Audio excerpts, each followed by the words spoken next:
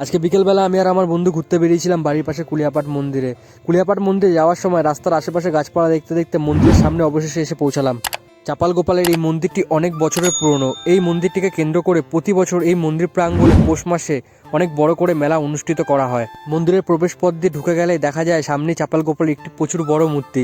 এই মূর্তিটিকে দেখলে অনেক সুন্দর মনে হয়। বাড়ির পাশে মন্দিরটি হওয়ার জন্য আমরা প্রায় সময় মন্দিরে আসি। তো মন্দিরে আসার পরে এই যে ঘাটটা দেখতে পাচ্ছেন, এই ঘাটটা মন্দিরের ঠিক পাশেই রয়েছে। এই ঘাটের মধ্যে অনেক মানুষ আসে পুজোর সময় এসে স্নান করে। তাছাড়াও মন্দিরের পাশে থাকা মানুষরা প্রায় এসে এই মন্দিরের ঘাটে স্নান করে। ঘাটের থেকে মন্দিরটি দেখতে অনেক সুন্দর মনে হয়। এই মন্দিরের আশেপাশে অনেক বড় বড় গাছ রয়েছে যেগুলো মন্দিরটাকে ছাওয়া দেয়। এই যে গাছটি দেখতে পাচ্ছেন, এই গাছটির মধ্যে ঢিল নিজেদের ইচ্ছে পূরণ করার জন্য মানত করা হয়। আর এগুলো হলো নাট মন্দির।